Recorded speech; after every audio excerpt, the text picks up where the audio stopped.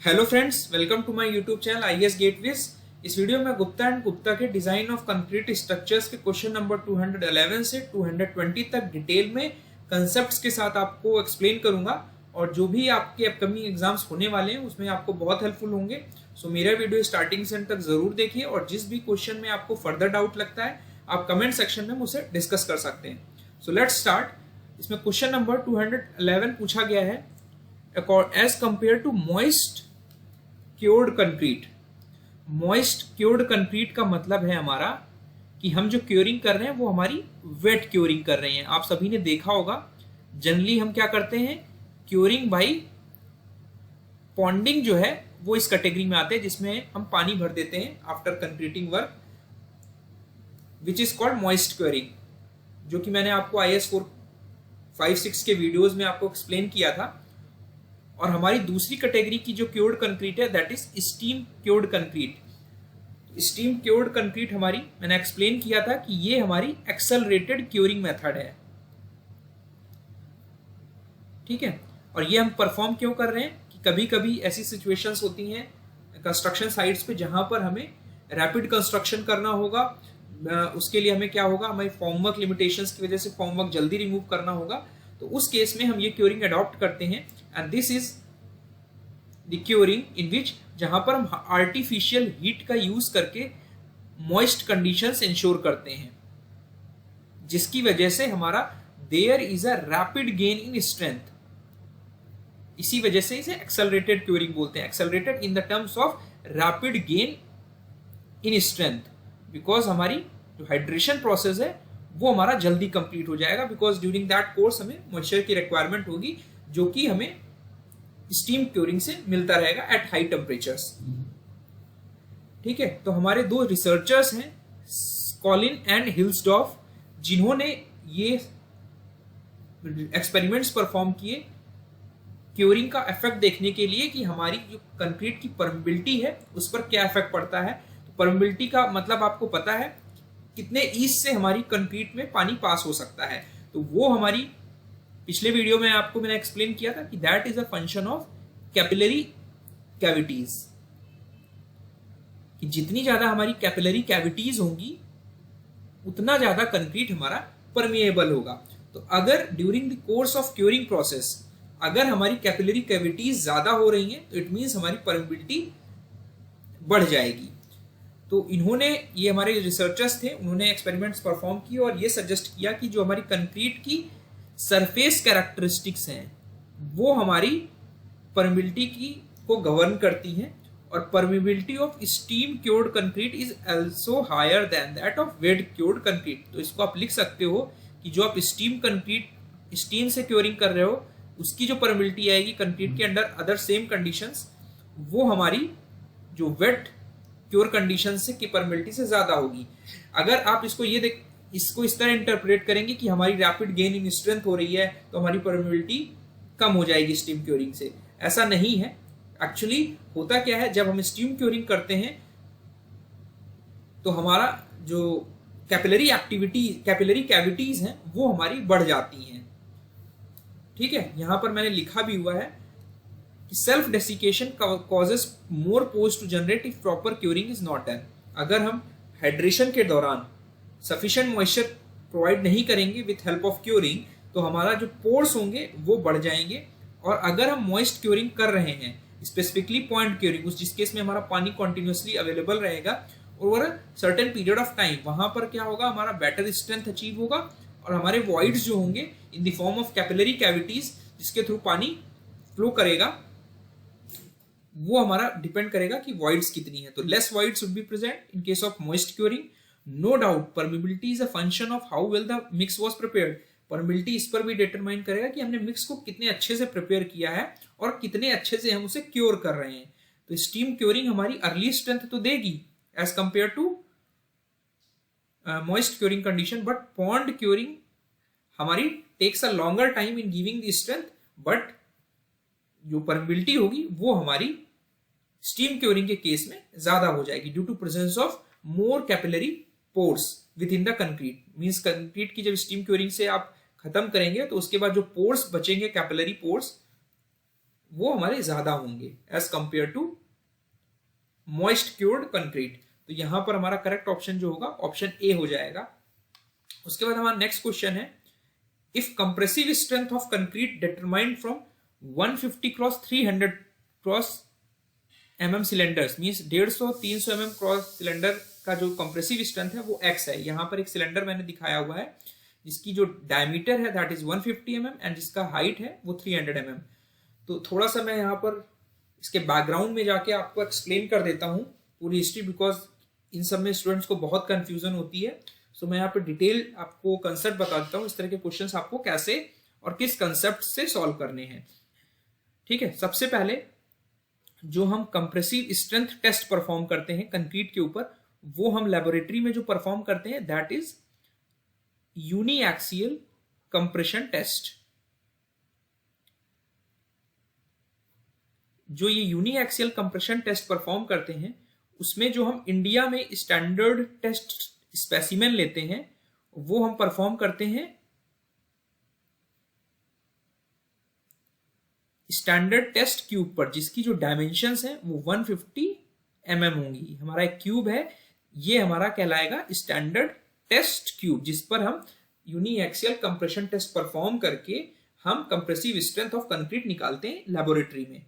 Compressive strength का मतलब क्या है? मैक्सिमम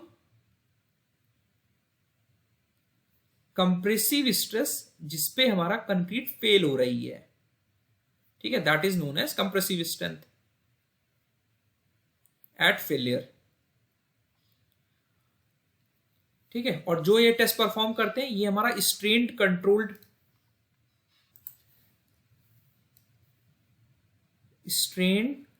होता है। स्ट्रेन कंट्रोल्ड का मतलब ये है कि जो हम स्ट्रेन अप्लाई कर रहे हैं, जिस लेट से लोडिंग अप्लाई कर रहे हैं, तो जो लोडिंग का स्ट्रेन रेट है वो हमारा यूनिफॉर्म होना चाहिए और that is taken as 0.00 mm per mm, because strain की यूनिट हमारी डायमेंशन लेस होगी and it is expressed as mm per unit time, that is minute. ठीक है, तो ये हमारा लोडिंग रेट का जो स्ट्रेन रेट है, इस रेट से हमारा स्ट्रेन स्पेसिमेन में हम अप्लाई कर रहे हैं। और जब 28 डेज की क्यूरिंग के बाद ही परफॉर्म करते हैं, कंटिन्यूअस क्यूरिंग के बाद 28 दिन के बाद हम कंप्रेसिव स्ट्रेंथ टेस्ट परफॉर्म करते हैं लेबोरेटरी में इस क्यूब पर। अब दूसरा एक स्पेसिमेन जो यूज करते हैं कुछ कंट्रीज में, जैसे कि यूएसए में आपका क्यूब इज नॉट प्रेफर्ड। वहां पर हम क्या करते हैं, स्टैंडर्ड सिलेंडर यूज किया जाता है यूएसए में, जिसकी जो डायमेंशंस हैं वो हमारी ये होती हैं। इसमें डायमीटर इज 150 mm और हमारा जो हाइट है दैट इज 300 mm। तो अगर यहां पर एक पैरामीटर यूज किया जाता है that is h/d ratio which is 2 in case of standard cylinder. ठीक है, तो अब दोनों का कंपैरिजन करें अगर स्ट्रेंथ का, तो उसका कंपैरिजन की स्टडी के लिए आपको एक और कंसेप्ट समझना होगा कि जो आप टेस्ट परफॉर्म करते हो लेबोरेटरी में, जो आप कंप्रेसिव स्ट्रेंथ टेस्ट परफॉर्म कर रहे हो, ये मान लेते हैं कि ये हमारा सिलेंडर है। ठीक है, तो जब आप लोड परफॉर्म अप्लाई कर रहे हैं तो यहां पर हमारी स्टील प्लेटन्स लगी हुई हैं। डायरेक्टली आप लोड जब नहीं अप्लाई करते, हम यहां पर स्टील प्लेटन्स लगा के रखते हैं, प्लेट की तरह होती हैं ये स्टील की प्लेट्स। तो जब लोड आप अप्लाई कर रहे हो that is uniaxial compressive load is being applied, तो होगा क्या, हम ये मानते हैं कि हमारा there is no lateral restraint. ये हम थ्योरेटिकल अज्यूम करते हैं कि कोई भी लेटरल रेजिस्टेंस नहीं मिल रहा है जब हम टेस्ट परफॉर्म कर रहे हैं क्यूब पर या सिलेंडर पर। तो no lateral restraint is being performed, but actually जब प्रैक्टिकली हम परफॉर्म कर रहे हैं लेबोरेटरी में, तो यहां पर एक रेजिस्टेंस ऑफर होता है जो कि प्लैटन रेजिस्टेंस के नाम से जाना जाता है, प्लैटन रिस्ट्रेंट, जो कि ये येलो कलर से दिख रहा है। तो अगर आप सिलेंडर का टॉप व्यू देखें कि अगर हम सिलेंडर पर टेस्ट परफॉर्म कर रहे हैं एक तरीके से, तो हमारे सरफेस पर होगा क्या, बिकॉज यहां पे दो अलग अलग सरफेस है, ये हमारा एंड सरफेस है कंक्रीट का और ये हमारा प्लैटन का बॉटम सरफेस है। इसके बीच में फ्रिक्शन की वजह से, बिकॉज दो अलग अलग सरफेस हैं, तो जब हम लोड अप्लाई करेंगे तो फ्रिक्शन की वजह से हमारा फ्रिक्शनल रेजिस्टेंस ऑफर होगा एट द कॉन्टेक्ट सरफेस, और वो हमारा एक रेजिस्टेंस ऑफर करेगा जब हम लोड टेस्टिंग के दौरान अप्लाई कर रहे होंगे। तो अगर 3 डायमेंशनल व्यू में देखें तो हमारी ये कुछ सरफेस पे इस तरह की कॉन्टैक्ट स्ट्रेसेस डेवलप हो रही हैं, जो कि इनवर्ड रेडियल स्ट्रेसेस कहलाएंगी। ये हमारा सरफेस पे हो रहा है, this is inward radial stresses, जो कि शेयर नेचर की हैं, जो कि फ्रिक्शन की वजह से जनरेट हो रही हैं at the contact surface, at the end surface of the concrete. ये जो नेचर है, ठीक है, इस नेचर की वजह से हमारी जो हम टेस्टिंग परफॉर्म करते हैं कंक्रीट की लेबोरेटरी में, वहां पर हमारी ट्राई एक्सियल स्ट्रेसेस का कंसेप्ट इंट्रोड्यूस होता है, बिकॉज हमारे 3 डायमेंशन में स्ट्रेसेस एक्ट कर रही हैं। तो स्टडी पर्पस के लिए अगर हम कोई भी एलिमेंट लें यहां पर, तो हमारी कुछ इस तरह स्ट्रेसेस होंगी। दीज आर 3 डायमेंशनल स्ट्रेसेस, जिसकी वजह से हम ट्राई एक्सियल स्ट्रेसेस का कंसेप्ट लेते हैं। अब होगा क्या, जब हम लोड अप्लाई कर रहे हैं तो हम जब फेल होगा स्ट्रक्चर, तो हम कंप्रेसिव स्ट्रेंथ निकालते हैं P/A। This formula is applicable, ये बेटर रिजल्ट्स तब देगा कि जब हमारा जो स्ट्रेस डिस्ट्रीब्यूशन है वो कॉन्टैक्ट सरफेस पर यूनिफॉर्म है। ठीक है, जो कॉन्टैक्ट सरफेस पे stresses are uniform, but actually में हो क्या रहा है, हमारा due to this frictional resistance यानी प्लैटन रेजिस्टेंस की वजह से जो हमारा स्ट्रेसेस हैं सरफेस पे, वो हमारी नॉन यूनिफॉर्म है। अगर आप इस जगह की स्ट्रेस डिस्ट्रीब्यूशन डायग्राम देखेंगे, यहां पर हमारी कुछ स्ट्रेसेस ऐसे, दीज आर द स्ट्रेसेस। ठीक है, जैसे जैसे आप अंदर जाएंगे, दोनों एंड सरफेस से आप अंदर जाएंगे, तो एक सेंट्रल पोर्शन होगा जिसे आप सेंट्रल जोन बोल रहे हैं, जहां पर ये इफेक्ट खत्म होता जाएगा। ठीक है, वो डिपेंड करेगा कि हमारा जो h/d रेशियो, मतलब स्पेसिमेन की जो हाइट है और उसका जो डायमीटर या विड्थ भी बोल सकते हैं, अगर वो हमारा क्यूब है तो वहां पे विड्थ आ जाएगा, हाइट बाई विड्थ रेशियो पर डिपेंड करेगा। तो जो हमारी स्ट्रेसेस हैं, जैसे जैसे आप मिड जोन में जाएंगे वहां पर हमारी यूनिफॉर्म स्ट्रेसेस होती जाएंगी, बट उसके लिए हमारा जरूरी है कि जो h/d रेशियो है वो सफिशिएंटली लार्ज हो, यानी ग्रेटर देन जनरली 2 हो, तभी हमारा जो सेंट्रल वाला पोर्शन है, अंदर वाला पोर्शन है, वहां पर आपको मिड जोन में यूनिफॉर्म स्ट्रेसेस मिलेंगी।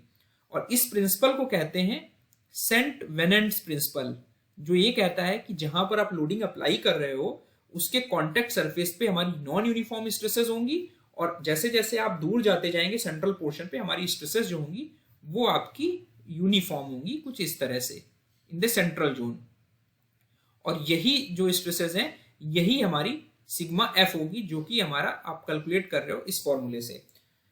अब depending upon the h/d ratio, इसका इफेक्ट हमें स्टडी करना है कि हमारा ये जो लेटरल रिस्ट्रेंट है, this प्लैटन restraint is a lateral restraint, जो कि लेटरल डिस्प्लेसमेंट होने से रोक रहा है। अगर ये प्लेट नहीं लगेगी तो देयर आर चांसेस कि हमारा फ्री लेटरल डिस्प्लेसमेंट होगा जब हम लोड अप्लाई करेंगे। ठीक है, तो हम करते क्या है, प्लेट लगा लेते हैं टू इंश्योर कि हमारा एक लेटरल रिस्ट्रेंट हमें मिले, so that there is no free lateral displacement, हमारा इस डायरेक्शन में कोई डिस्प्लेसमेंट ना हो जब हम लोड अप्लाई कर रहे हैं। तो there should be no free lateral displacement, कोई भी लेटरल डिस्प्लेसमेंट नहीं होना चाहिए। इसी वजह से हम स्टील प्लैटन्स लगाते हैं, और कॉन्सिक्वेंटली उसकी वजह से एक फ्रिक्शनल रेजिस्टेंस, जो inward radial shear stresses develop होती है सरफेस कॉन्टैक्ट सरफेस पे, वो लेटरल रिस्ट्रेंट डेवलप करती है। इसकी वजह से, इस नेचर की वजह से, जो हमारा इनवर्ड रेडियल स्ट्रेसेस हैं, इसकी वजह से हमारी जो कंप्रेसिव स्ट्रेसेस हैं ड्यूरिंग द फेलियर वो एनहेंस हो जाती हैं, जिसकी वजह से हमें जो कंप्रेसिव स्ट्रेंथ मिल रही है that is enhanced compressive strength due to this triaxial stresses, जो कि हमारी लेटरल रिस्ट्रेंट की वजह से डेवलप हो रही है। इसी वजह से हमारा जो फेल्योर है वो डिले हो जाता है। This results in the delay in the failure of concrete. ठीक है, this is very important concept, आपको समझने की जरूरत है। अब जैसे जैसे आप अंदर जा रहे हो वैसे वैसे इस लेटरल रेस्ट्रेंट का इफेक्ट खत्म होता जा रहा है और हमारी स्ट्रेसेस जो है वो यूनिफॉर्म होती जा रही हैं। तो इस वजह से अब इस इफेक्ट का यूज हम इस क्वेश्चन में करेंगे कि बेस्ड ऑन एक्सपेरिमेंटल रिजल्ट्स ये देखा गया है कि जो हमारा H/D रेशियो है ये हमारी स्ट्रेंथ को अफेक्ट करेगा। ठीक है, तो दो इफेक्ट है हमारा, एक इफेक्ट है हमारा H/D रेशियो और एक है हमारा क्रॉस सेक्शनल डायमेंशंस। तो यहां इस क्वेश्चन में हम H/D रेशियो का कंसेप्ट लगाएंगे। ठीक है, बिकॉज यहां पर एक हमारा सिलेंडर है और एक हमारा क्यूब है, तो we use the concept of H/D ratio. तो अगर हम इसका ग्राफ ड्रॉ करें based on experimental results, this comes like this. ठीक है, ये हमारा H/D रेशियो 2 है जो स्टैंडर्ड है, जिसके करस्पॉन्डिंग आपकी कुछ स्ट्रेंथ आएगी, और ये हमारा 0.5 है। तो ये देखा गया है कि अगर हम H/D रेशियो जो कि 2 है यहां पे 2 से हम 0.5 तक जाते हैं तो हमारी जो स्ट्रेंथ है वो अप्रोक्सीमेटली 80% इंक्रीज कर जाती है। तो अगर हम इसको, जो ये फेनोमेना है ये हमारा सिर्फ अंडरस्टैंडिंग के लिए है, जो रियल रीजंस हैं इस बिहेवियर के लिए जिसकी वजह से हमारी जो स्ट्रेंथ है वो रिड्यूस होती जा रही है जब हम साइज छोटा करते जा रहे हैं, H/D रेशियो कम करते जा रहे हैं, तो हमारी स्ट्रेंथ क्या हो रही है, बढ़ती जा रही है। 80% इंक्रीज हो गई अगर हमने जो H/D रेशियो है 2 से हम 0.5 तक ले गए। अभी इसको मैं ग्राफिकल तरीके से भी आपको एक्सप्लेन कर दूंगा, तो दिस इज वेरी इंपॉर्टेंट। तो अगर यहां पर देखें कि हमारा यहां पर सिलेंडर है जिसका जो H/D रेशियो है वो आपका 2 है, और हमारा जो 150 mm³ के लिए आपका जो H/D रेशियो है वो आपका कह सकते हो 1 है, बिकॉज D जो है विड्थ के बराबर है, तो H/D रेशियो 1 है। तो अगर आप 2 से H/D रेशियो 1 पर जाते हैं तो आपकी जो कंप्रेसिव स्ट्रेंथ है, जो सिलेंडर की स्ट्रेंथ है, वो हमारी जो होगी that is 80% of the FCK। जो आपने लेबोरेटरी में इसकी स्ट्रेंथ निकाली और FC' इस सिलेंडर की जो स्ट्रेंथ निकाली 28 दिन में for same quality of concrete. यहां इंपॉर्टेंट चीज है, क्वालिटी ऑफ कंक्रीट जो है दोनों में जो आपने फिल की है टेस्टिंग के लिए वो सेम है, लेकिन इंस्टीड ऑफ कि हमारी जो सिलेंडर की स्ट्रेंथ है वो हमारी कंक्रीट के स्ट्रेंथ के 80% है, बिकॉज यहां पे हमारा H/D रेशियो इसके लिए बड़ा है, तो ऑटोमेटिकली जो स्ट्रेंथ होगी सिलेंडर की स्ट्रेंथ हमारी कम होगी एज कंपेयर टू FCK। ठीक है, दिस इज वेरी इंपॉर्टेंट। अगर आप इसको रिवर्स करेंगे तो it can be expressed as जो हमारा क्यूब की स्ट्रेंथ है that is 25% more than the compressive strength of the standard cylinder, जिसका रेशियो हमारा H/D 2 है। तो स्टैंडर्ड सिलेंडर हो गया और ये हमारा स्टैंडर्ड क्यूब हो गया। तो स्टैंडर्ड क्यूब की स्ट्रेंथ जो है वो हमारी 25% ज्यादा है as compare to strength of the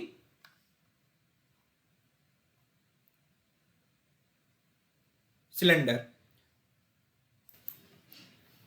अब आते हैं नेक्स्ट क्वेश्चन में। इसमें दिया हुआ है कि हमें कंप्रेसिव स्ट्रेंथ ऑफ कंक्रीट जो है determined from 150 cross 150 mm cylinder as compare to strength of 150 mm cross 300 mm cylinder. अब यहाँ पे कंपैरिजन के लिए हमारे दोनों सिलेंडर्स हैं, तो आपको क्यूब के बारे में अभी यहाँ कुछ नहीं सोचना है। यहाँ पर दो हमारे सिलेंडर स्पेसिमेंस हैं जिनके डायमेंशंस अलग अलग दी हुई हैं। तो अगर आप H/D रेशियो निकालोगे तो पहले के लिए आपका H/D रेशियो जो होगा वो हमारा 1 हो जाएगा, और इस सिलेंडर के लिए H/D रेशियो जो होगा वो 2 हो जाएगा, यानी हमारा दिस इज स्टैंडर्ड सिलेंडर। ठीक है, तो अब स्ट्रेंथ इसकी मान लेते हैं कि हमारी ये FC 1 है और इसकी स्ट्रेंथ FC 2 है, और ये बोला जा रहा है कि हमारी कंप्रेसिव स्ट्रेंथ इस सिलेंडर की जो होगी वो विथ एज कंपेयर टू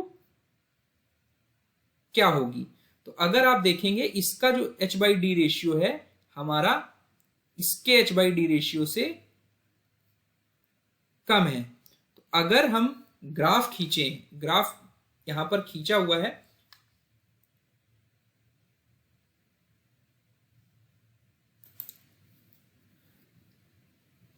तो आपको ये देखने को मिलेगा यहां पर हमारी जो डायमीटर या विड्थ है वो मान लेते हैं 150, दोनों एम के लिए सेम है। तो आपको ये ग्राफ याद रखने की जरूरत है कि हमारा जो h/d रेशियो है इस एक्सिस पर है, और ये हमारी जो है ये relative strength with respect two cube की स्ट्रेंथ, जो 150 mm का स्टैंडर्ड क्यूब है उसके टर्म्स में रिलेटिव स्ट्रेंथ है। ठीक है, तो h/d रेशियो अगर हमारा 2 होता है तो उसके करस्पॉन्डिंग हमारी कुछ स्ट्रेंथ आती है ये। तो ये देखा गया है कि अगर इस h/d रेशियो को h/d रेशियो 1 आप कर दोगे तो हमारा साइज स्पेसिमेन एक तरीके से छोटा हो जाएगा, जिसकी वजह से जो हमारा लेटरल रिस्ट्रेंट का इफेक्ट है वो हमारा थ्रू आउट द डेप्थ हो जाएगा एज कंपेयर टू ज्यादा डेप्थ तक हमारा इसके केस में लेटरल रिस्ट्रेंट का इफेक्ट जो होगा डेप्थ वाइज अगर देखें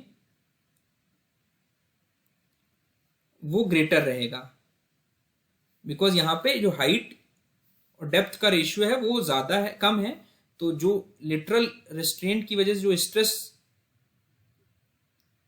डिस्ट्रीब्यूशन है वो ज्यादा डेप्थ तक अंदर जाएंगी। तो इस केस में अगर h/d अगर आप 2 देखेंगे तो यहां पर आप देखेंगे कि एक सेंट्रल रीजन है जहां पर आपकी यूनिफॉर्म स्ट्रेसेस रहेंगी, वो लेटरल स्ट्रेसेस से अफेक्टेड नहीं रहेंगी। तो इसकी जो स्ट्रेंथ आएगी जब आप टेस्ट करोगे तो इसकी स्ट्रेंथ ऑटोमेटिकली होगी कम हो जाएगी एज कंपेयर टू जो हमारा छोटा वाला स्पेसिमेन है। तो अगर आप h/d 1 कर दोगे तो ऑटोमेटिकली हमारा जो स्ट्रेंथ है वो बढ़ जाएगी। तो h/d इक्वल टू 2 के करस्पॉन्डिंग जो हमारा रिलेटिव स्ट्रेंथ आता है वो 0.8 आता है, और h/d इक्वल टू 1 के टर्म्स में आपका जो रेशियो आता है that comes to be around 1। तो आप देखोगे हमारी in terms of cube strength के टर्म्स में आप कन्वर्ट कर रहे हो तो 25% एक तरीके से हमारी स्ट्रेंथ बढ़ जा रही है। यही चीज आपको इस ग्राफ में भी दिख रही है कि आपने h/d रेशियो 2 से आप 1 की तरफ गए तो आपकी जो वो रेशियो है रिलेटिव स्ट्रेंथ है अप्रोक्सीमेटली 20 to 25% बढ़ गई, बिकॉज जो हमारा लेटरल रिस्ट्रेंट का इफेक्ट था वो थ्रू आउट द डेप्थ हमारा होने लगेगा। ठीक है, इसीलिए कहते हैं कि जैसे जैसे आप सिलेंडर का साइज बढ़ाते जाओगे डायमीटर को कांस्टेंट रखते हुए तो आपका जो स्ट्रेंथ है वो रिड्यूस होता जाएगा, रिलेटिव स्ट्रेंथ। तो यहां पर करेक्ट आंसर जो होगा वो ऑप्शन ए होगा। उसके बाद आते हैं नेक्स्ट क्वेश्चन पर। The compressive strength of concrete determined from 150 mm cross 150 mm cylinder. ठीक है, एक हमारा सिलेंडर है जिसका साइज जो है 150 mm क्रॉस 150 mm, यानी ये कुछ इस तरह का सिलेंडर है जिसका जो h/d रेशियो है वो हमारा 1 है और डायमीटर हमारा 150 mm है, और as compare to that determined from 150 mm cube. तो अब अगर यहां पर देखें हमारा h/d रेशियो स्टैंडर्ड सिलेंडर के लिए कितना होता है, 2 होता है। ठीक है, और यहां पर हमारा जो h/d रेशियो है वो कितना है, वो हम यहां पर कहीं पर है h/d रेशियो। तो उसकी जो रिलेटिव स्ट्रेंथ है अगर आप देखोगे तो this is with respect to the cube, but यहां पर ये कंसेप्ट इस तरह आपको अप्लाई नहीं करना है। यहां पर आपके जो साइज इफेक्ट है उसको भी कंसीडर करना है। यहां पे तो आपका एक h/d रेशियो है, तो अगर आप इसको इस तरह समझेंगे कि h/d रेशियो हमारा सेम है, यहां पे h इक्वल टू d है, तो जो हमारा लेटरल रेस्ट्रेंट का इफेक्ट है वो हमारा थ्रू आउट डेप्थ तक जा रहा है। इसी तरह अगर आप क्यूब का कंसीडर करेंगे तो क्यूब के केस में भी हमारा जो 150 mm का सैंपल है वो हमारा थ्रू आउट सेम डेप्थ तक जा रहा है, लेटरल रेस्ट्रेंट का इफेक्ट, तो दोनों में हमारा सेम इफेक्ट हो रहा है। ठीक है, सेम इफेक्ट के होने की वजह से आपका जो स्ट्रेंथ आएगा वो सेम आएगा। तो करेक्ट आंसर यहां पर इक्वल होगा। गुप्ता एंड गुप्ता में इसका आंसर ऑप्शन ए दिया है जो कि गलत है, बिकॉज अगर इसको और एनालिटिकली आप देखो तो मैं यहाँ पे different H by D ratios आपको बताता हूँ। एच बाई डी रेशियो जो है, अगर हमारा 0.5 है, 1 है, 2 है, 3 है, 4 है, 5.5 है, ठीक है। तो रिलेटिव स्ट्रेंथ जो होगी with respect to 150 mm cube, ठीक है। आपको इस तरह के क्वेश्चंस करने के लिए ये टेबल याद रखने की जरूरत है। तो एच बाई डी रेशियो अब स्टैंडर्ड के लिए हमारी एच बाई डी रेशियो कितनी होती है, 2 होती है, और रिलेटिव स्ट्रेंथ कितनी होती है, 0.8। तो जो 200 क्वेश्चन नंबर 211 में जो मैंने आपको 212 में आपको बताया कि जो हमारी सिलेंडर की स्ट्रेंथ होती है स्टैंडर्ड सिलेंडर की, वो 80% of the characteristic strength of the cube होती है। तो यहां पर इस एच बाई डी रेशियो अगर आप देखेंगे, इस एच बाई डी रेशियो से, तो रिलेटिव स्ट्रेंथ है with respect to 150 mm cube, वो हमारी 80% है। उसी तरह यहां इस क्वेश्चन में क्या है कि हमारा एच बाई डी रेशियो 1 है, तो रिलेटिव स्ट्रेंथ जो होगी वो 1 होती है, ठीक है। और अगर रेशियो के कंपैरिजन में देखेंगे कि एच बाई डी रेशियो आप अगर 2 से 1 में आए, ठीक है, तो आपकी जो रिलेटिव स्ट्रेंथ है वो 25% इनहेंस हो गई, ठीक है। यहां पे 25% इनहेंस हो गई। तो अगर इन दोनों क्यूब को कंपेयर करेंगे कि हमारा 150 क्रॉस 150 mm के लिए एच बाई डी रेशियो 1 है, तो जो रिलेटिव स्ट्रेंथ होगी 150 mm क्यूब के लिए वो हमारी 1 होगी, यानी दोनों की स्ट्रेंथ में रेशियो जो होगा वो हमारा। तो ये इंपॉर्टेंट क्वेश्चन है, बिकॉज जो हमारा लेटरल रेस्ट्रेंट का इफेक्ट है उसकी वजह से जो हमारी लेटरल स्ट्रेसेस जो जा रही है वो थ्रू आउट डेप्थ तक जा रही हैं, तो हमारा सेम इफेक्ट क्यूब में भी हो रहा है। जो स्ट्रेसेस हैं, लेटरल स्ट्रेसेस का इफेक्ट है वो सेम डेप्थ तक जा रहा है। तो इस वजह से because through out the depth हमारा सेम इफेक्ट प्रोड्यूस हो रहा है, H by D ratio same है, तो जो कंप्रेसिव स्ट्रेंथ निकलेगी वो दोनों की सेम आएगी, ठीक है। तो इस वाली टेबल से आपको समझ में आ रहा होगा। और अगर हमारा रेशियो और कम कर देते हैं तो ये हमारी relative strength with respect to 150 mm cube की 1.5 हो जाएगी। और अगर ये रेशियो आप बढ़ाते जाते हो तो ऑटोमेटिकली हमारी स्ट्रेंथ, रिलेटिव स्ट्रेंथ घटती जाएगी, 0.7 हो जाएगी। अगर एच बाई डी रेशियो आपका 4 है तो आपकी 68% तक स्ट्रेंथ रिड्यूस हो जाएगी, 68% हो जाएगी एज कंपेयर टू, यानी अगर हमारा एच बाई डी इज 4, यानी एक ऐसा सिलेंडर है जिसका मान लेते हैं कि हमारा डायमीटर इज 150 और इसकी हाइट जो है आपकी 600 mm है, तो आपका जो एच बाई डी रेशियो है वो 4 है, ठीक है। तो हमारा जो एफ सी डैश होगा यानी सिलेंडर की जो स्ट्रेंथ होगी वो हमारी 0.68 टाइम्स दी एफ सी के वैल्यू होगी, जो कि 150 mm का जो क्यूब होगा उसकी स्ट्रेंथ के 68% होगी। तो ये इस टेबल का सिग्निफिकेंस है, ठीक है। और ये टेबल हमारी इसी से डराइव है जो यहां पर ग्राफ में मैंने दी हुई है। तो ये देखा गया कि एच बाई डी रेशियो 4 के बाद हमारा जो इफेक्ट है इस लेटरल रेस्ट्रेंट का वो हमारा स्टेबलाइज होने लगता है, मींस बहुत कम कंट्रीब्यूशन होता है फिर स्ट्रेंथ का, बिकॉज उस केस में हमारा बहुत ही कॉन्टेक्ट सरफेस लेवल पे ही लेटरल स्ट्रेसेस का इफेक्ट रहेगा। और हमारा जितना ज्यादा यूनिफॉर्म स्ट्रेसेस रहेंगी अंदर, उतना ज्यादा हमें स्ट्रेंथ यूनिफॉर्मली जो रिजल्ट्स होंगे वो करेक्टली मिलेंगे। तो ये आपको कंफ्यूज नहीं होना है। तो जो ये टेबल है दैट इज वेरी इंपॉर्टेंट, जो आपको ध्यान रखने की जरूरत है। तो दोनों की जो स्ट्रेंथ होगी इस कंडीशन में सेम होगी। तो अगर हम ग्राफ के टर्म्स में समझें कि ये जो है हमारा एक तरीके से this is the result of cylinder, जो सिलेंडर स्पेसिमेन है, सिलेंडर स्पेसिमेन का H by D ratio vary करोगे तो हमारा जो वेरिएशन ऑफ स्ट्रेंथ है as compare to relative strength, यानी क्यूब के 150 mm साइज के कंपेरेटिवली जो स्ट्रेंथ आ रहा है वो है। तो अगर इसी पर आप क्यूब का स्पेसिमेन, अगर इसकी जगह आप क्यूब स्पेसिमेन लोगे तो जो इसकी स्ट्रेंथ आएगी वो आप ग्राफ ड्रॉ करोगे तो this will come like this. तो एक तरीके से आप देख रहे हो कि जो क्यूब स्पेसिमेन है उसका जो स्ट्रेंथ है वो सिलेंडर स्पेसिमेन से हमेशा ज्यादा मिलेगा, बिकॉज इसलिए ज्यादा या बराबर मिलेगा। बराबर कब मिलेगा? जब हमारा आप देख रहे हो कि जो हमारा दोनों का जो एच बाई डी रेशियो है वो सेम होगा, यानी जो इस 150 क्रॉस 150 mm हो या सिलेंडर का एच बाई डी रेशियो जो है वो हमारा 150 क्रॉस 150 के केस में सेम होगा। तो क्यूब का इस सैंपल का जो स्ट्रेंथ होगा और इस सिलेंडर का जो स्ट्रेंथ होगा वो इस पॉइंट पर इक्वल होगा, ठीक है। और अदरवाइज हमेशा ज्यादा होगा, बिकॉज उस केस में हमारा जो लिटरल रिस्ट्रेंट रहेगा वो हमारा प्रोनाउंस्ड इफेक्ट्स रहेंगे इन केस ऑफ, जिसकी वजह से हमारी कंप्रेसिव स्ट्रेंथ जो होगी वो हमेशा इनहेंस्ड मिलेगी, ठीक है। तो this is very important graph, आपको ध्यान रखने की जरूरत है। इसी वजह से कहा जाता है कि cylinder specimen is more preferred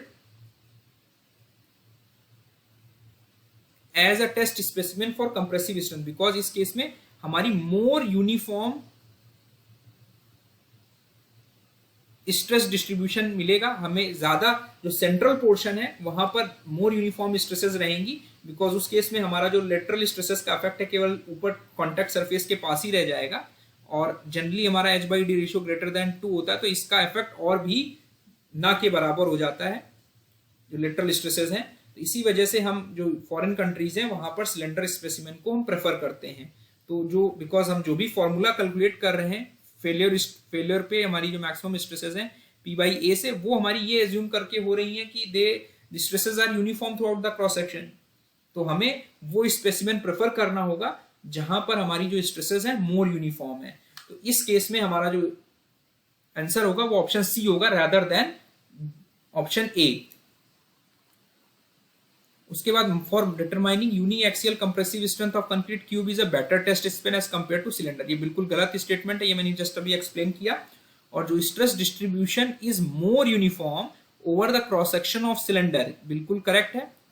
ये अभी यहां पर ये मानते हैं, जब नहीं दिया होता तो we always compare the standard cylinder with the standard cube, हमेशा आपको कंपैरिजन स्टैंडर्ड सिलेंडर और स्टैंडर्ड क्यूब के कंपैरिजन में करना है अगर आपके पास कोई भी डिटेल्स अवेलेबल नहीं है। तो हमारा जो स्टैंडर्ड सिलेंडर है उसके केस में अगर आप देखेंगे स्ट्रेस डिस्ट्रीब्यूशन, ठीक है, तो ये हमारा स्टैंडर्ड सिलेंडर है।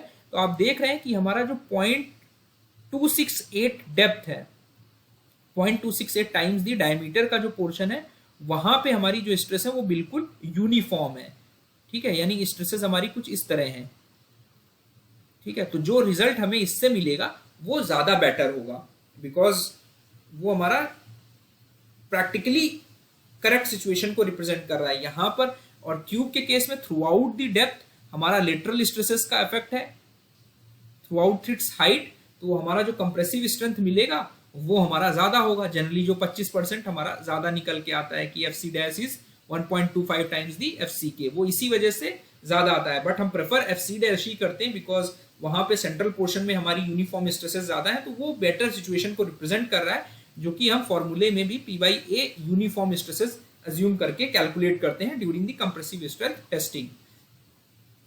तो इसका यहां पर करेक्ट आंसर जो होगा वो ऑप्शन डी होगा, A is false and R is true. तो यहां पर यही चीज मैंने एक्सप्लेन भी की है। एंड कुछ और भी एडवांटेजेस हैं हमारे सिलेंडर यूज करने के, बिकॉज जब हमारा नॉन डिस्ट्रक्टिव टेस्टिंग करते हैं, जो स्ट्रक्चर्स हमारे फिनिश हो जाते हैं वहां पर हमें बोरिंग करके सैंपल निकालना सिलेंडर स्पेसिमेन के लिए बहुत ही आसान होता है। हम क्यूब शेप का स्पेसिमेन निकाल नहीं सकते स्ट्रक्चर में, it is very difficult for that, ठीक है।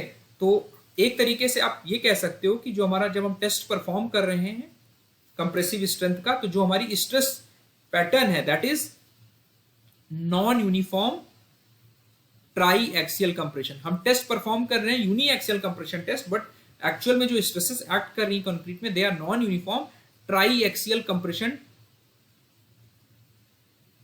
टेस्ट सिचुएशन है in case of standard cube, जो कि 150 mm का हम परफॉर्म कर रहे हैं। तो यहां पर आप देख रहे हैं कि this is the stress distribution in the end portions and this is the central portion जहां पर हमारा स्ट्रेस डिस्ट्रीब्यूशन यूनिफॉर्म है, ठीक है।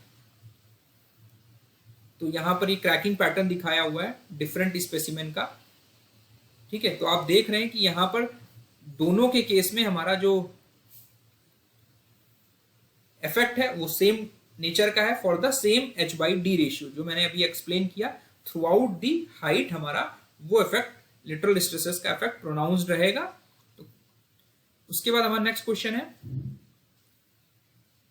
If F Y is the characteristic strength of the steel, ठीक है। ES is the modulus of elasticity of steel, जो कि सभी टाइप ऑफ स्टील यानी माइल्ड स्टील या कोल्ड डिफॉर्म बार्स सभी के लिए सेम रहता है. Then the maximum strain in the tension reinforcement in the section at failure should not be less than.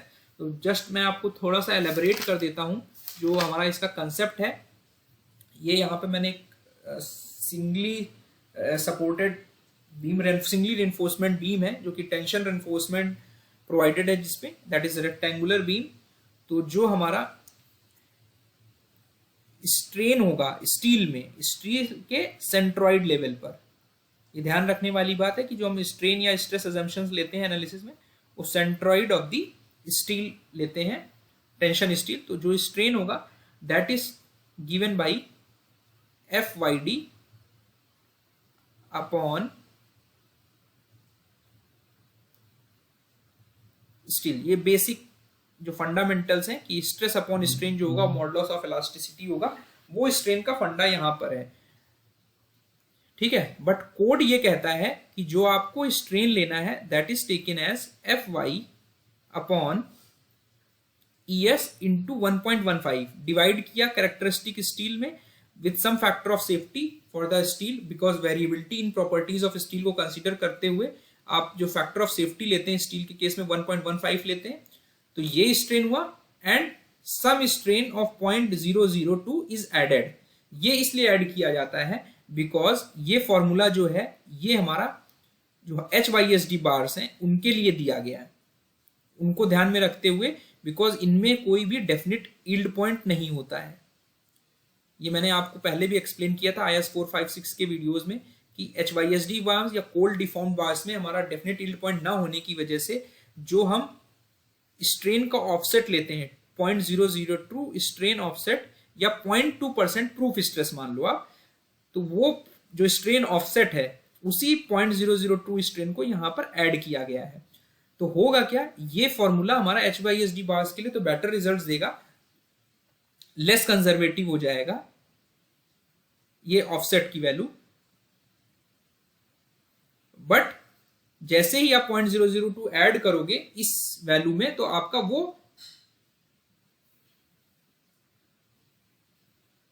Adjust हो जाएगा. और माइल्ड स्टील के केस में अगर माइल्ड स्टील यूज कर रहे हो तो आपका होना क्या चाहिए था, FY upon ES into 1.15, but code ये कहता है आपको यूनिफॉर्मली यही इक्वेशन यूज करनी है. तो ये मोर कंजर्वेटिव हो जाएगी for case of mild steel reinforcement. ठीक है, और ये स्ट्रेन जो है ये इंश्योर करने के लिए this is based on the experimental results, structural failures की स्टडी करके ये दिया गया है कि जो हमारा टेंसाइल स्ट्रेन डेवलप हो रहा है this strain is necessary to have the ductile failure in the structure so that ample warning मिल जाए हमें स्ट्रक्चर में फेल होने से पहले. तो इतना स्ट्रेन हमें चाहिए सो दैट हमारा फेल्योर जो है वो हमारा डक्टाइल या टेंशन नेचर का हो. तो हमारा जो करेक्ट आंसर होगा वो हमारा ऑप्शन सी होगा. तो इस वैल्यू को अगर आप इस लिखो तो डिजाइन यील्ड स्ट्रेस जो होगा that is taken as 0.87 FY, 1.15 से डिवाइड करोगे तो आपको ये वैल्यू मिल जाएगी, प्लस 0.002 जो कि स्ट्रेन ऑफसेट है. तो ये स्ट्रेन ऑफसेट हमारा माइल्ड स्टील के लिए मोर कंजर्वेटिव रिजल्ट्स देता है. होना एक्चुअल में ये चाहिए था बट हम यूज इसलिए करते हैं बिकॉज कोड हमारा बोलता है we have to adopt uniform procedures and values for the designs unless and until वो हमारी सेफ्टी कंप्रोमाइज ना कर रही है. और हमें इससे फायदा ही है बिकॉज हमारी जो यील्डिंग है उससे हमारा जो टेंशन फेल्योर होगा स्ट्रक्चर का वो हमारा प्रोनाउंस्ड वार्निंग देगा जिससे हम स्ट्रक्चर में टाइमली प्रिकॉशंस ले सकते हैं. उसके बाद हमारा नेक्स्ट क्वेश्चन है design strength of the concrete for limit state of collapse. ये मैंने ऑलरेडी बता रखा है आपको पुराने वीडियोस में कि जो हमारा लेबोरेटरी में जो आप टेस्ट करके स्टैंडर्ड क्यूब पे रिजल्ट्स इंटरप्रेट करके जो आप स्ट्रेंथ निकाल लो क्यूब की दैट इज कैरेक्टरिस्टिक स्ट्रेंथ. और इसको मैंने अच्छे से एक्सप्लेन किया IS 456 के वीडियोस में. बट जो एक्चुअल जब हम कंक्रीट साइट पर कास्ट कर रहे हैं तो वो स्ट्रेंथ हमारी ये स्ट्रेंथ नहीं होगी. वहां पर जो हमारी कैरेक्टरिस्टिक स्ट्रेंथ होगी वो स्ट्रक्चर के लिए आपको निकालनी होगी. वहां पर आपकी जो क्यूब की है this is a characteristic cube strength. तो कैरेक्टरिस्टिक स्ट्रक्चरल स्ट्रेंथ जो होगी that is obtained by dividing the characteristic compressive strength for cube by 1/5 factor of safety. तो ये आपका आ जाएगा 0.67 FCK। अब ये स्ट्रक्चर की कैरेक्टरिस्टिक स्ट्रेंथ आ गई। तो जब आप डिजाइन करोगे तो अगेन एक फैक्टर ऑफ सेफ्टी इस पे फिर से अप्लाई करोगे 1.5 इंटू 1.5। तो टोटल आपको 2 बार फैक्टर ऑफ सेफ्टी अप्लाई करना है डिजाइन स्ट्रेंथ ऑफ कंक्रीट तक पहुंचने के लिए। तो हमारी जो डिजाइन स्ट्रेसेस हैं, डिजाइन स्ट्रेंथ जिसके करस्पॉन्डिंग निकालते हो वो आपकी आती 0.447 FCK।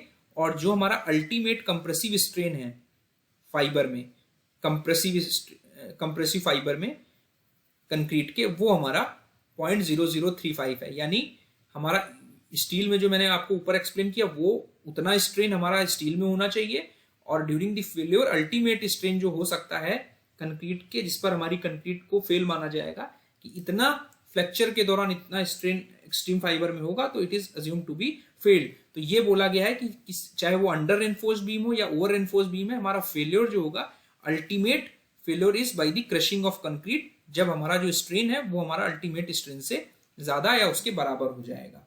तो हमारा करेक्ट आंसर जो होगा यहाँ पे ऑप्शन बी होगा। उसके बाद हमारा नेक्स्ट क्वेश्चन है, in the limit state of collapse for concrete fracture the area of stress block is. तो यहां पर मैंने स्ट्रेस स्ट्रेन डायग्राम दिखाया हुआ है जो कि हमारा IS 456 सजेस्ट करता है। तो अगर आप इसका स्ट्रेन डायग्राम ड्रॉ करेंगे पैरेलली, तो आपका जो रेक्टेंगुलर पोर्शन है उसके लेवल पर जो हमारा स्ट्रेस स्ट्रेन होगा दैट इज 0.002, और जो हमारा अल्टीमेट कंप्रेसिव स्ट्रेन हो रहा है एक्सट्रीम आउटर मोस्ट फाइबर पे दैट इज 0.0035। तो ये जो डेप्थ होगी आप बाय ज्योमेट्री निकालोगे तो this is 3.3/7 XU। XU is the depth of the neutral axis.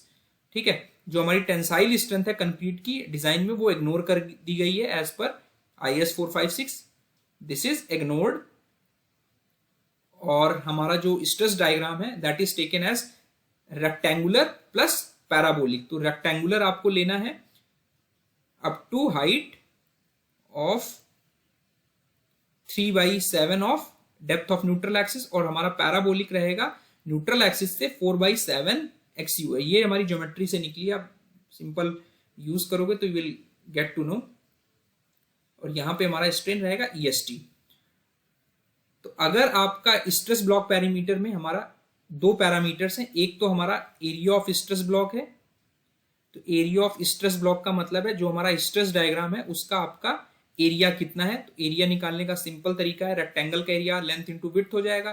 तो लेंथ जो विड्थ है ये हमारी विड्थ है, तो यहां पर स्ट्रेन आपका जो है, जो this width is stress, because stress diagram की बात कर रहे हैं। तो design stress of concrete is 0.447 FCK। तो 0.447 FCK आ गई, मल्टीप्लाइड बाय दिस हाइट, तो ब्रैकेट में ले लेते हैं 3/7 XU प्लस इस पैराबोला का जो एरिया है दैट इज 2/3 इंटू बेस, यानी बेस हमारा कॉमन हमने ले लिया, इंटू हाइट हमारी कितनी है 4/7 XU। तो जब आप इसको निकालेंगे तो this area comes to be 0.362 FCK XU। तो ये आ गया एरिया ऑफ स्ट्रेस ब्लॉक। अगर आपको मैग्नीट्यूड निकालना है कि इस कंप्रेसिव स्ट्रेस डायग्राम के करस्पॉन्डिंग टोटल कंप्रेसिव फोर्स कितनी एक्ट कर रही है कंक्रीट में, that is taken as area of stress block, A मान लेते हैं, इंटू विड्थ। तो ए इंटू विड्थ क्या जाएगा 0.36 FCK BXU। तो ध्यान रखना है एग्जाम में जब भी क्वेश्चन पूछा जाता है कि आपको एरिया ऑफ स्ट्रेस ब्लॉक पूछ रहा है या मैग्नीट्यूड ऑफ कंप्रेसिव फोर्स पूछ रहा है, जो कि कंप्रेशन जोन में रिजल्टेंट फोर्स हमारी एक्ट कर रही है। और इसको बैलेंस करने के लिए हमारी जो टेंसाइल फोर्स है स्टील में that is FY into AST। तो हमारा जो करेक्ट आंसर यहाँ पर आप ध्यान से देखोगे, यहाँ एरिया ऑफ स्ट्रेस ब्लॉक पूछ रहा है, तो करेक्ट आंसर हमारा 0.36 FCK XU होगा। और ये हमारा एक्ट करेगा, इसका जो रिजल्टेंट है ये एक्ट करेगा यहाँ पे कहीं approximately outer most extreme fibre से 0.416 टाइम्स दी XU डेप्थ। तो अगर आप देखोगे तो ये हमारा रेक्टेंगुलर जोन में उसका जो रिजल्टेंट लाई करता है। तो this is very important concept. Correct answer जो होगा वो ऑप्शन ए हो जाएगा। उसके बाद आता है हमारा shape of idealised stress strain curve for concrete as prescribed by. तो ये मैंने आपको एक्सप्लेन किया, ये हमारा स्ट्रेस स्ट्रेन डायग्राम है। इसको अगर आप ऐसे रोटेट कर दोगे क्लॉकवाइज डायरेक्शन में तो हमारा सेम जो मैंने अभी एक्सप्लेन किया था, सॉरी एंटी क्लॉकवाइज आप रोटेट कर दोगे तो आपका कुछ इस तरह बन जाएगा।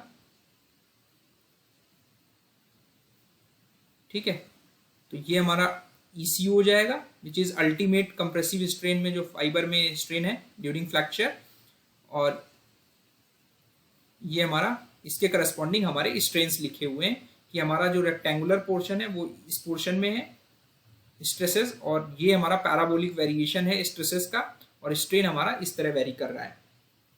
जो हमारा आइडियलाइज्ड स्ट्रेस स्ट्रेन कर्व है वो हमारा रेक्टेंगुलर पैराबोलिक है, बट कोड ये भी कहता है कि आप किसी और शेप का भी स्ट्रेस स्ट्रेन डायग्राम यूज कर सकते हो। बस कंडीशन ये है कि जो हमारे टेस्ट रिजल्ट्स हैं वो हमारे सब्सटैंशियल एग्रीमेंट में होना चाहिए इस आइडियलाइज्ड स्ट्रेस स्ट्रेन कर्व के करस्पॉन्डिंग। तो test result substantial agreement with idealised stress strain curve. तो आप शेप कोई सा भी यूज कर सकते हो, बस आपके जो रिजल्ट्स आने चाहिए शेप से तो सब्सटैंशियल एग्रीमेंट इस आइडियलाइज्ड स्ट्रेस स्ट्रेन कर्व में हो। तो एनी शेप में बी अडॉप्टेड, में बी परमिटेड। ठीक है, तो यहां पर आइडियलाइज्ड इज रेक्टेंगुलर पैराबोलिक, तो करेक्ट आंसर ऑप्शन सी होगा। उसके बाद आते हैं हम नेक्स्ट क्वेश्चन पे। यहां पर अंडर रेनफोर्स सेक्शन की बात कर रहा है, तो थोड़ा सा मैं आपको एक्सप्लेन कर देता हूं कि जो हमारा न्यूट्रल एक्सिस का डेप्थ है, एक सिंगली रेनफोर्स्ड बीम ले लेते हैं कि this was the original neutral axis depth which is XU, और ये हमारी इफेक्टिव डेप्थ है सेंट्रॉइड से लेके एक्सट्रीम कंप्रेशन फाइबर की। तो अगर हम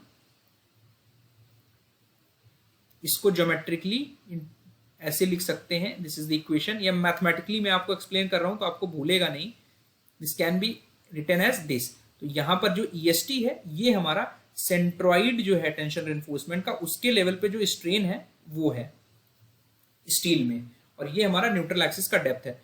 तो एक कंसेप्ट है हमारा बैलेंस सेक्शन का। बैलेंस सेक्शन में क्या होगा, हमारा दो चीजें हैं, जो फेलियर हो रहा है इन टर्म्स ऑफ स्ट्रेन हो रहा है, in case of limit state design में हम जो फेलियर ले रहे हैं वो स्ट्रेन के टर्म्स में ले रहे हैं। तो हमारा जो कंक्रीट है उसमें जो अल्टीमेट कंप्रेसिव स्ट्रेन है वो हमारा ECU है, और हमारा यील्ड स्ट्रेन जो है स्टील में टेंशन एरिया में वो EY है। तो ये दोनों वैल्यूज जो साइमल्टेनियसली अपनी मैक्सिमम लिमिट पर पहुंचती हैं, तो उस केस में हमारा वो सेक्शन कहलाता है बैलेंस सेक्शन। ठीक है, तो दीज आर रीच्ड साइमल्टेनियसली, दोनों हमारी साइमल्टेनियसली एक साथ पहुंच रही हैं, और उसके करस्पॉन्डिंग जब हम सेक्शन डिजाइन करते हैं तो we get the neutral axis as XU max लिख सकते हैं आप इसको। ठीक है, जिसके corresponding it is a function of 1/EST। और साथ ही साथ एक चीज और आपने पढ़ी होगी कि हमारा जो न्यूट्रल एक्सिस का डेप्थ है for balance section it can be written as 8.87 FY AST divided by 0.362 FCK BXU। तो ये आपका सिंपली कंप्रेसिव फोर्स और टेंसाइल फोर्स, जो कंप्रेसिव फोर्स यहां लग रही है और टेंसाइल फोर्स हमारी यहां डेवलप हो रही है, इक्विलिब्रियम मेंटेन करने से हमारी न्यूट्रल एक्सिस की डेप्थ निकल कर आती है। ये आपने पढ़ा होगा। तो आप यहां पे देखोगे remaining all other factors constant, जो XU की वैल्यू है वो हमारी फंक्शन है एरिया ऑफ स्टील की। अब अंडर रेनफोर्स का मतलब ये है कि इस डेप्थ से जो balance depth of neutral axis के करस्पॉन्डिंग हमारी AST बैलेंस्ड आ रही है। अगर आप जो प्रोवाइड कर रहे हो स्ट्रक्चर में वो आपका बैलेंस सेक्शन के रेनफोर्समेंट से कम है, तो वो हमारा कहलाएगा अंडर रेनफोर्समेंट सेक्शन। अब इसका फिजिकल सिग्निफिकेंस अगर मैं आपको बताऊं कि हमारा एरिया ऑफ स्टील जो आप प्रोवाइड कर रहे हो बैलेंस सेक्शन से कम है, तो ऑटोमेटिकली क्या होगा, हमारा जो न्यूट्रल एक्सिस की डेप्थ आएगी वो हमारी बैलेंस सेक्शन की न्यूट्रल डेप्थ से कम आएगी। अगर आप रिवर्स कैलकुलेशन करोगे तो जब हमारी न्यूट्रल एक्सिस कम आएगी तो ऑटोमेटिकली जो हमारा XU था वो inversely proportional to strain in steel था। तो इसका मतलब ये हुआ कि हमारा स्ट्रेन इन स्टील जो होगा वो हमारा ज्यादा होगा as compare to balance section. ठीक है, तो बैलेंस सेक्शन में हमारा स्ट्रेन जो फेल्योर पे था वो हमारा EY था, बट फिजिकली अगर आप देखें प्रैक्टिकली कि जो स्ट्रेन इन स्टील है वो हमारा स्ट्रेन इन स्टील तक पहुंचने के बाद जो फर्स्ट यील्डिंग होगी उसके बाद वो कॉन्टिन्यूसली बढ़ता है and there is a load distribution takes place. तो अब वो फिनोमेना कैसे होगा कि जैसे ही फर्स्ट यील्डिंग के बाद हमारा EY पहुंचेगा तो होगा क्या, अब EY हमारा जल्दी जल्दी पहुंच गया। इस केस में, पहले केस में जो हमारा कंप्रेसिव स्ट्रेन होगा वो हमारा अल्टीमेट कंप्रेसिव स्ट्रेन से कम होगा, यानी स्टील की यील्डिंग जो होगी वो पहले हो जाएगी, बिकॉज जो कंप्रेसिव फाइबर है वहां पर अल्टीमेट स्ट्रेन पर अभी कंक्रीट नहीं पहुंचा है। तो इस चीज को बैलेंस करने के लिए अब जैसे ही आप फर्दर लोड बढ़ाते जाएंगे तो हमारा जो न्यूट्रल एक्सिस है, न्यूट्रल एक्सिस ऊपर शिफ्ट होता जाएगा, बिकॉज यहां पर आप देख रहे थे हमारा न्यूट्रल एक्सिस कम हो गया था ना बैलेंस सेक्शन से, तो ये ऊपर होगा और हमारी जो डेप्थ ऑफ न्यूट्रल एक्सिस है वो कम हो जाएगी as compare to balance section. जब ये कम होगी तो ऑटोमेटिकली, ये कम इसलिए हो रही है बिकॉज इनिशियली आपका ये इस तरह था, तो आपका दूसरी स्टेज यानी EC2 में पहुंच जाएगा जो कि हमारा, तो ये फिनोमेना जैसे जैसे हम लोड बढ़ाते रहेंगे हमारा EC1 हुआ, फिर EC2 हुआ, EC3 हुआ और हमारा न्यूट्रल एक्सिस धीरे धीरे ऊपर शिफ्ट होता जाएगा। तब तक शिफ्ट होगा जब तक हमारा ये पोजीशन नहीं बन जाएगी कि हमारा जो अल्टीमेट स्ट्रेन है कंक्रीट में वो हमारा रीच आउट हो जाए। तो जो फेलियर होगा हमारा वो हमारा कंप्रेशन फेलियर, क्रशिंग फेलियर से होगा, क्रशिंग ऑफ कंक्रीट से होगा। तो इस फेज में बिकॉज हमारा अल्टीमेट स्ट्रेन जो था स्टील में पहले पहुंचा और धीरे धीरे हमारा जो कंप्रेसिव स्ट्रेन फाइबर है वहां पर हमारा स्ट्रेन बढ़ता जा रहा है, उसकी वजह से टेंशन एरिया में होगा क्या, हमारे वाइडर और डीपर टेंसाइल क्रैक्स मिलेंगे। ठीक है, wider and deeper tensile cracks, और जो बीम कर्वेचर होगा और डिफ्लेक्शंस वो भी आपको as compare to balance section आपको ज्यादा मिलेंगे, beam curvature and deflections, because अब यहां पे इस फेज में जो ट्रांजिशन हो रहा है स्ट्रेन्स में, बिकॉज हमारा C और T को बैलेंस रखना है, तो न्यूट्रल एक्सिस जैसे जैसे ऊपर जा रहा है वैसे वैसे हमारा स्ट्रेन बढ़ता जा रहा है, बिकॉज स्ट्रेसेस हमारी बढ़ेंगी तो हमारा जो कंप्रेशन एरिया है वो रिड्यूस होता जाएगा। तो इसी वजह से हमारी जो स्ट्रेसेस बढ़ाने के लिए आपको स्ट्रेन बढ़ाना पड़ेगा, तो बीम कर्वेचर और डिफ्लेक्शन भी हमारा ज्यादा मिलेगा। और इसी वजह से इस फेलियर को हम टेंसाइल फेलियर या डक्टाइल फेलियर बोलते हैं, बिकॉज हमारे पास फेल होने से पहले, यानी हमारा इस केस में ही हमारा EY पहुंच गया था और हमारा फेलियर हो रहा है इस स्टेज पे, तो इतना टाइम है हमारे पास एम्पल वार्निंग के लिए, बिकॉज स्ट्रक्चर हमारा अल्टीमेटली फेल होगा क्रशिंग से ही, भले चाहे वो अंडर एनफोर्समेंट सेक्शन हो या ओवर एनफोर्समेंट सेक्शन हो। तो आप इसे ये कह सकते हैं कि यहां पे फेलियर ट्रिगर तो हुआ हमारा, किससे ट्रिगर्ड हुआ, by yielding of steel. Starting हमारी यील्डिंग से हुई, यील्डिंग ऑफ स्टील का मतलब है कि जो स्ट्रेन में स्टील था वो हमारा EY तुरंत पहुंच गया जैसे ही आपका एक सर्टेन लोड, जिसे आप क्रैकिंग मोमेंट बोल सकते हो, और जो फेलियर जिसपे अल्टीमेट मोमेंट ऑफ रेजिस्टेंस जो हो रहा है दैट इज रीच्ड व्हेन जो हमारा स्ट्रेन इन कंक्रीट है वो अल्टीमेट कंप्रेसिव स्ट्रेन तक पहुंच जाएगा, तभी हमारा फेलियर होगा। तो हमारा लिमिट स्टेट डिजाइन में हम स्ट्रेन के टर्म्स में जो अपना फेलियर पैटर्न है वो डिफाइन करते हैं। तो tensile strain in steel reaches yield value while maximum compressive strain in concrete is less than its ultimate crushing strain। ठीक है, और अल्टीमेट फेलियर जब होगा वो हमारा क्रशिंग ऑफ कंक्रीट से ही होगा। तो अगर मोमेंट कर्वेचर रिलेशनशिप ड्रॉ करें तो ये जो फर्स्ट क्रैक आएगा, ये फर्स्ट क्रैक आपका जैसे ही आपका M क्रैकिंग एक सर्टेन मोमेंट के बाद हमारा क्रैक इनिशिएट होगा, और जब हमारा जो स्टील का स्ट्रेन है वो EY से बढ़ता जाएगा तो हमारा सिग्निफिकेंट इंक्रीज इन स्ट्रेन होगा in case of compressive strain fibre, और जो फेलियर होगा that is known as secondary compression failure, because over enforcement के केस में हमारा प्राइमरी कंप्रेशन फेलियर हो रहा है, बिकॉज वहां पर हमारा जो कंक्रीट है वो पहले हमारा रीच आउट हो रहा है रेदर देन जो टेंसाइल स्ट्रेन है स्टील में वो पहुंच रहा था। तो इस वजह से हमारा इसको सेकेंडरी कंप्रेशन फेलियर बोला, बिकॉज यहाँ ट्रिगरिंग जो हो रही है फेलियर की वो यील्डिंग ऑफ स्टील से हो रही है, बट फर्दर जैसे जैसे लोड बढ़ता जा रहा है, आपका कर्वेचर आपका बढ़ता जा रहा है, जब हमारा MUR यानी इतना मोमेंट ऑफ रेजिस्टेंस करस्पॉन्डिंग जो लोड होगा इतना बढ़ जाएगा कि हमारा जो स्ट्रेन है वो हमारा EC जो होगा वो अल्टीमेट कंप्रेसिव स्ट्रेन के बराबर पहुंच जाएगा, तो हमारा फेलियर हो जाएगा। तो यहाँ पर करेक्ट आंसर जो होगा वो ऑप्शन ए होगा। आई होप मेरा ये वीडियो आपको पसंद आया होगा। इस तरह की वीडियोस में फर्दर बनाता रहूंगा। Thank you.